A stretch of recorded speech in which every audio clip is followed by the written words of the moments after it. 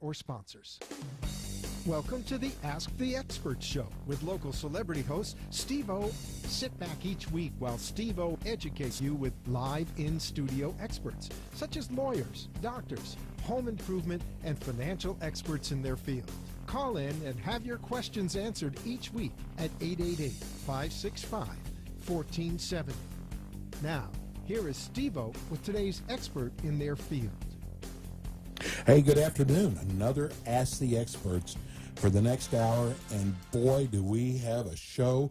We have a news show, and I'm doing this because we've gotten so many emails, your emails, asking us if we could find someone who knew something about tax relief.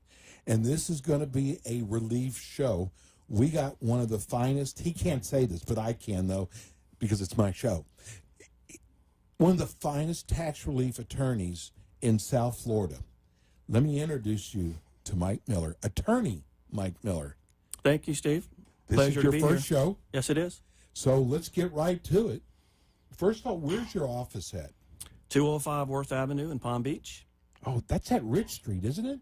Don't let that scare you away. Yes, So, but you also, if someone right now is listening in Miami, it doesn't matter. Oh, sure. Actually doesn't matter what part of Florida. You can handle their business for them. Absolutely, and might even be able to handle it without an in-person meeting if it's too far to drive. So tell me about your practice. So I'm an attorney licensed in Florida. Been a member of the bar since 1989, so I've been practicing law just short of 30 years. The entire time dealing in tax. The last 9 years specifically focused on tax resolution with individuals and specific IRS issues, resolving those. Prior to going to law school, I got an undergrad and graduate degree in accounting, and my first job was as an IRS agent, revenue agent, up in Washington, D.C. So you know the other side. Oh, yeah. Okay. So I was doing audits of individual taxpayers, and following that, I worked as a certified public accountant in a public accounting firm in Palm Beach County. Where are you from? Mississippi. No kidding. See, I'm from Texas, okay? We have that certain accent. You recognize the accent. My Renee is from New York, so I knew you weren't from New York. Nope. So, listen, you're in a tough business. I mean, when people come to you, they are so nervous. They're scared. Absolutely. I don't know, is it a letter you get or a phone call? Well, dealing with the IRS is very stressful because the powers they have are unbelievable. Yes. Let's say somebody owed you money and you wanted to try to go about collecting it. You would have to jump through all these hoops. You would have to sue them first in a court here in Palm Beach County. You would have to win the lawsuit and get a judgment. Then, still not going to do you any good. Then you have to figure out a way to get to the bank account. So you would have to jump through some more legal hoops, such as file a writ of garnishment in the court. And eventually you'd get to the point where you can serve it on their bank account, once you finally serve it on their bank, and possibly get to the bank account. The IRS, on the other hand, does not have to do any of that.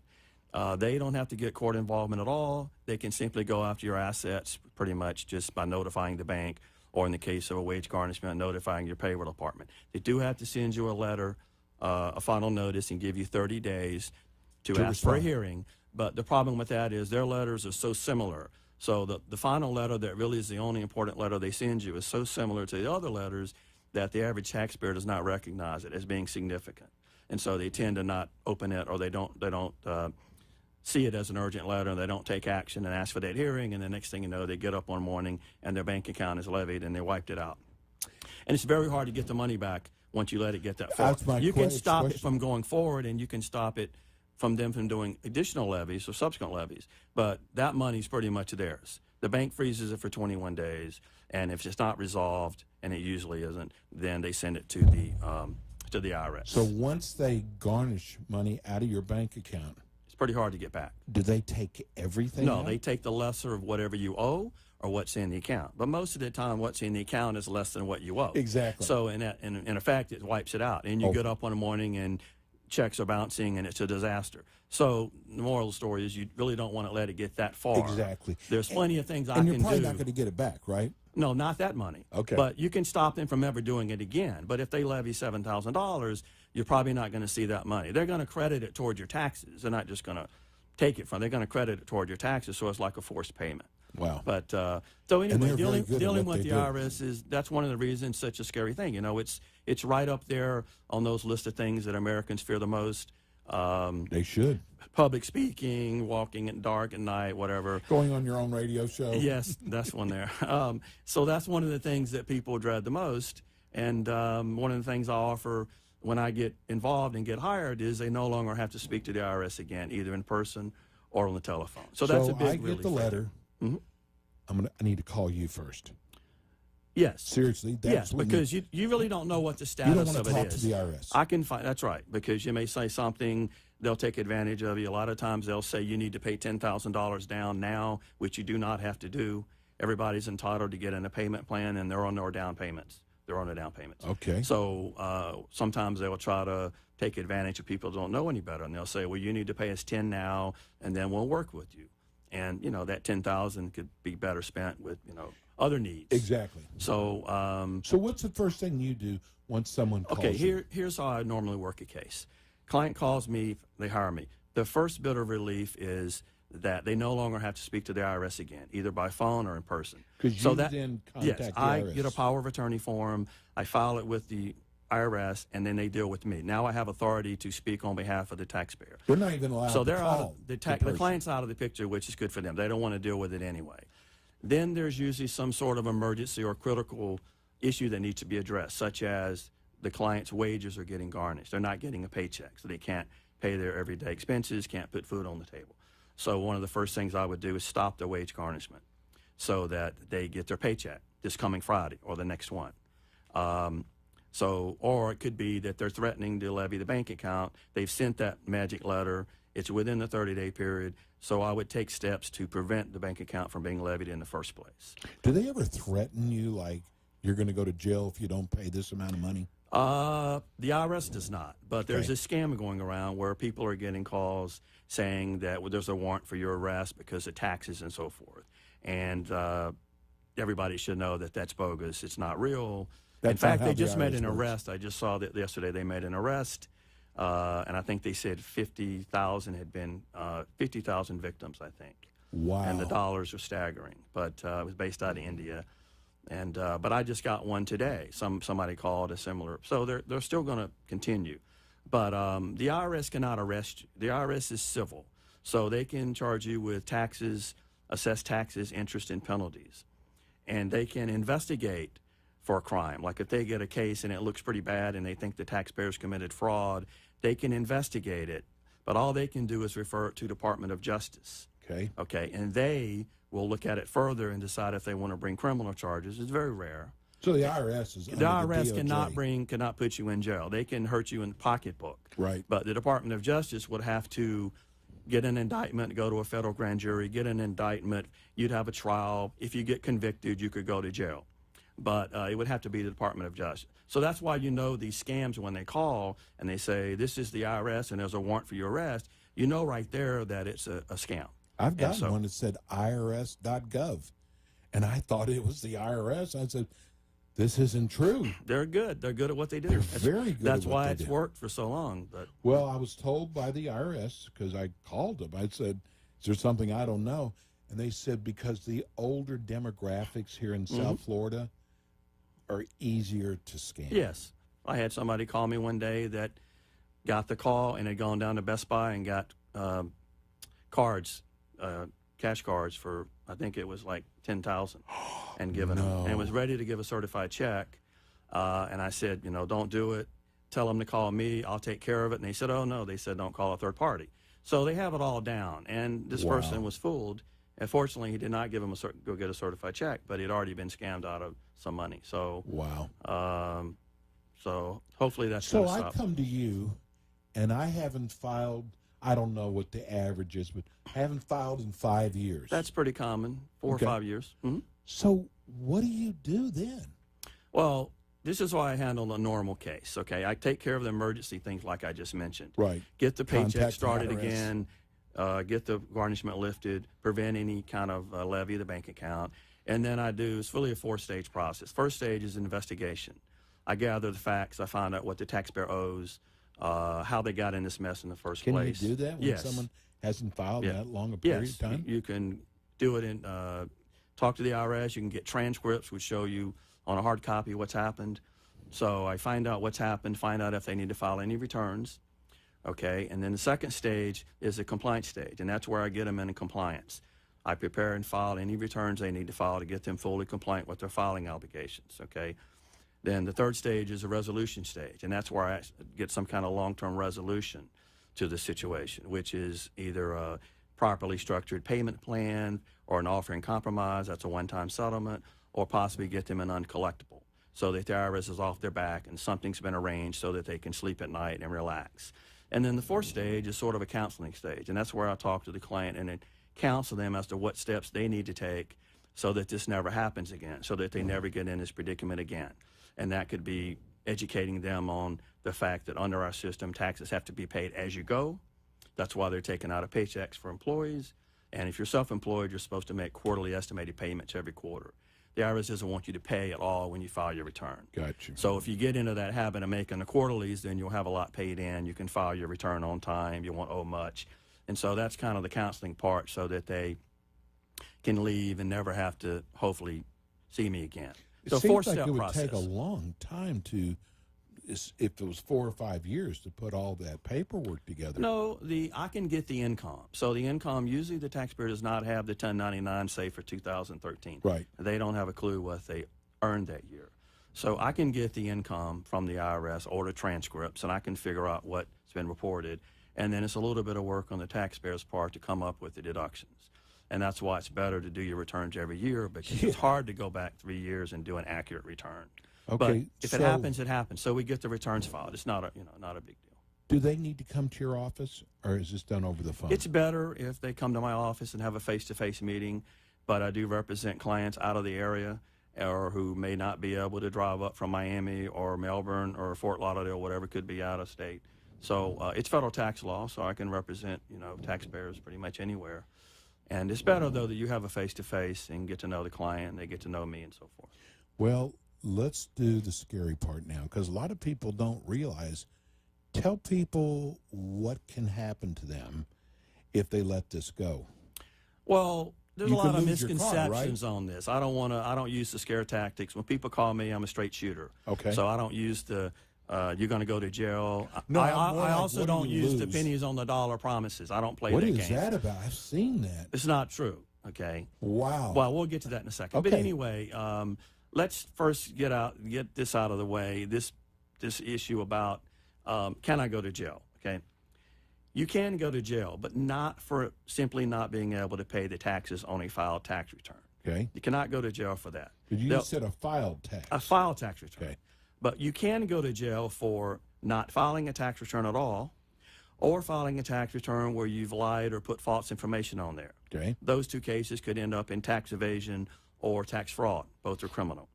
Normally, you're going to stay with the IRS, which is civil, which is the worst thing that's going to happen is you're going to owe some taxes and penalties and interest. So, and I'll touch on one other thing. A lot of people come and say, can the IRS take my house? That's a pretty common question. I would think. The short answer is technically yes, but the practical answer is, from a practical standpoint, they never do. Because They the law, really don't want your house. well, there's two reasons. One is the law requires them to get a court order. They have to get court approval. And I doubt a judge would ever put somebody out on the street for an IRS debt. And they don't want to go through that trouble. And there's other low-hanging fruit. There's bank accounts they can go after Right. without any court involvement at all. There's wages they can garnish. They can take an IRA or 401k without court involvement. So there's other things they could do, and they have to get court approval. So as a practical matter, they're never going to take your house, so you don't have to worry about that. But all your other assets, they can take just about everything else. Cars? And it's fairly easy. Cars, yes. Really, the only limit is on Social Security. They're limited to 15% of the check. And there's a little bit of a limit on how much wages they can take. But they can pretty much take your entire paycheck. Wow. A normal creditor is limited by state and federal law. There are limits. They can only, if they get a garnishment to satisfy judgment, they're limited. But the IRS can pretty much take about 70 to 80% of your paycheck. Wow. So People make mistakes when they talk to the IRS themselves, don't they? they do, and they get walked over. Like I said before, they'll, the person on the phone. Tell them what their bank account is and Yeah. draw them a roadmap to how to get So their if money. they ever let's say they get into an installment agreement and they somehow 1 month they can't pay it, or it goes 2 months. If they give them their bank account, they've got a game plan for coming after their bank accounts. They got a roadmap coming after their bank accounts. So, but it's that, and it's saying things. It's just better not to deal with them. Because you really don't know the rules, you don't know what your rights are, and so it's Well, I'm gonna tell you, I've been dealing with attorneys around the country who do our show, and I got to tell you, you do not know what you're doing. You do not want to talk to him. You want to hire someone like Attorney Mike Miller, because he does this. This is what he does. He knows what to say, what not to say, and more than likely, and probably you don't even know, you're going to give him information that you should not have ever given him. So, and I'm going to tell you something else too. Yes, you do charge. This is how you make a living. Unfortunately, we all have to. Don't try to save money and try to do this yourself, because I promise you, this is going to cost you a lot more in the long run. Just because I've heard so many stories, and that's just the way it is. And you don't know your options. What if you have an option for an offer in compromise and you could have settled it, and you find out 4 years later because you try to do it yourself? Or you try to do an offer, it gets rejected. Most of the time it gets rejected because you have to send in, you have to put a whole package together. It's not like you just send it in. So people think it's a numerical calculation based on your assets. I'm talking about the offer in compromise now. So a lot of people try to do it themselves to save some money, and they don't do it properly, and it gets rejected, and they think that that's it.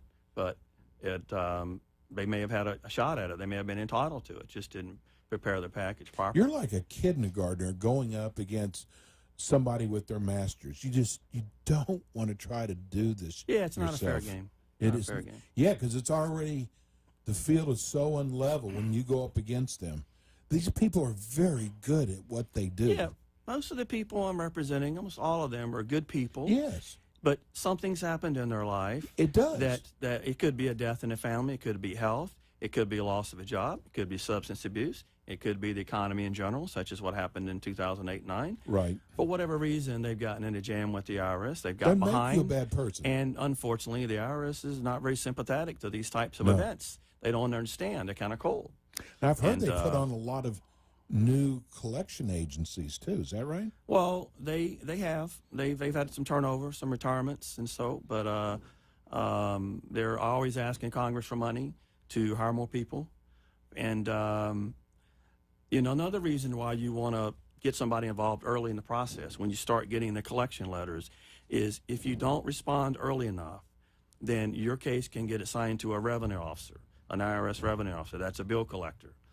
And they are more aggressive. They're out in the field, and they will show up at your house or at your business, and they're much more aggressive than the back office, which normally handles it at the first. That's called ACS, stands for Automated Collection Systems. And that's who generates all these computerized letters that you get.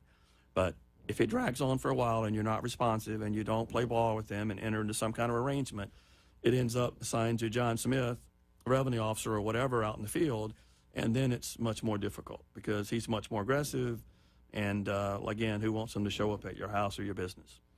What is this stuff I read in the newspaper? I hear on these national companies, pennies on the dollar. It's the sales tactic. I know it is. Not everybody does. It's not realistic. My experience has been they're talking about offers in compromise, one-time settlements, and they do exist.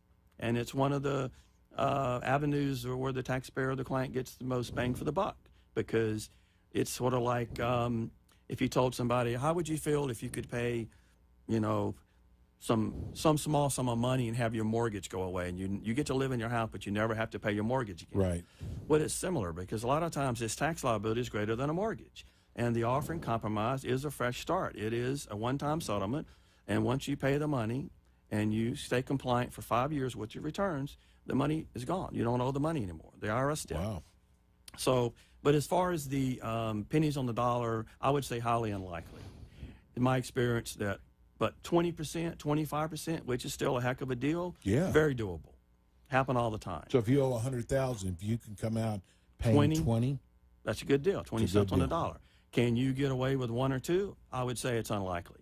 Because if you think at it from a common sense standpoint, why would the IRS do that? Right. They have 10 years to collect.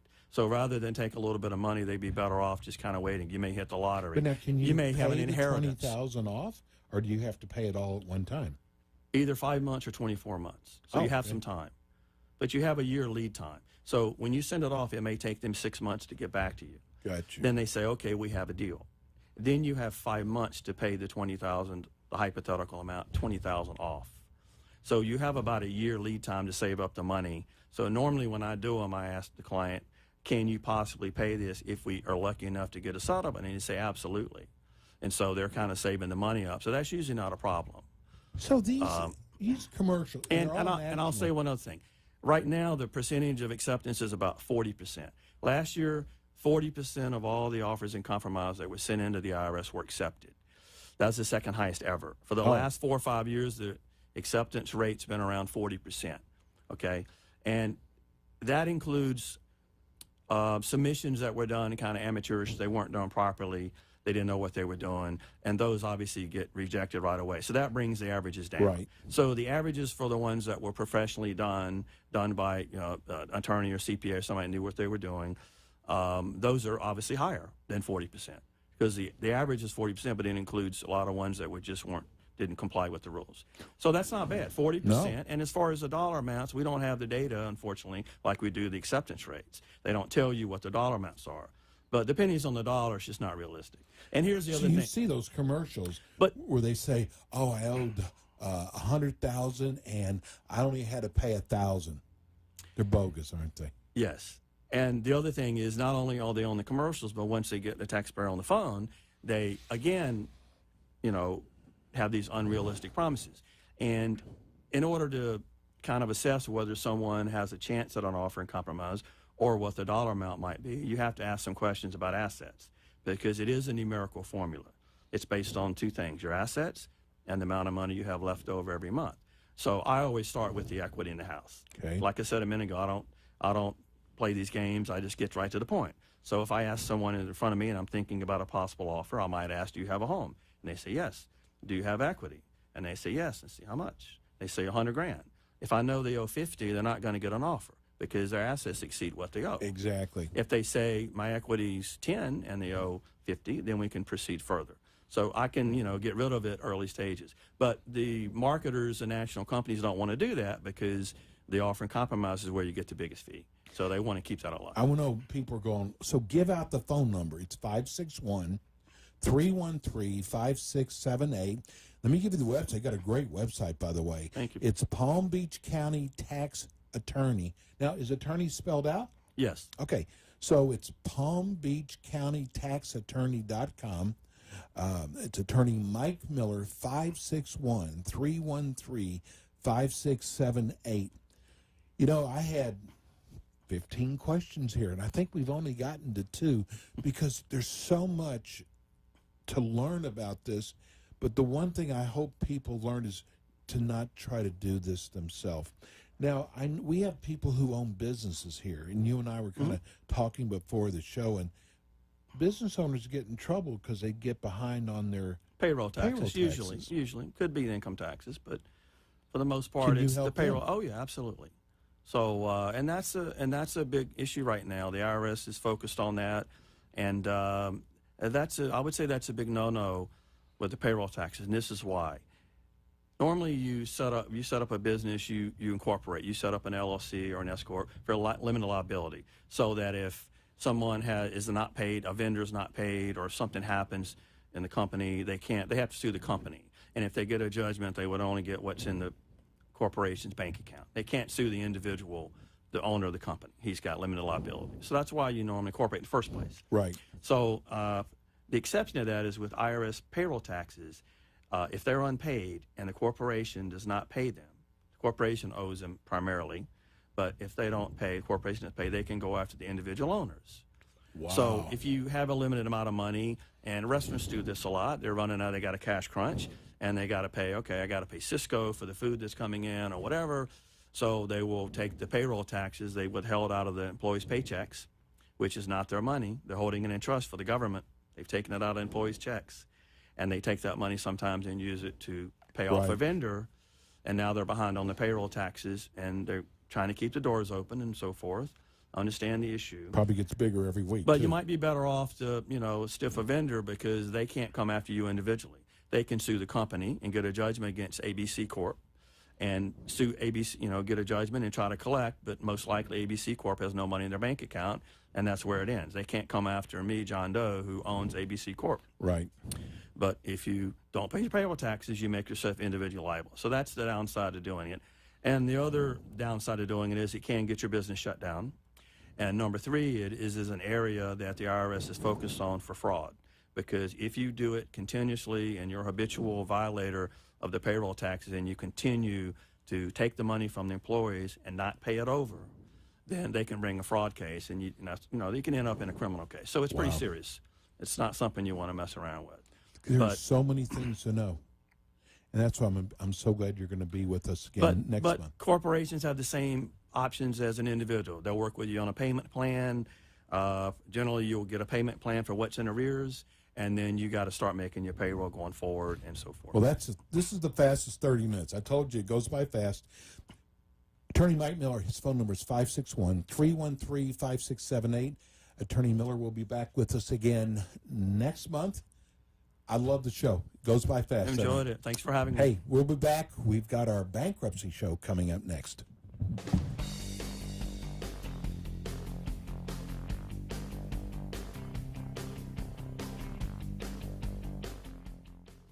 The law firm of attorney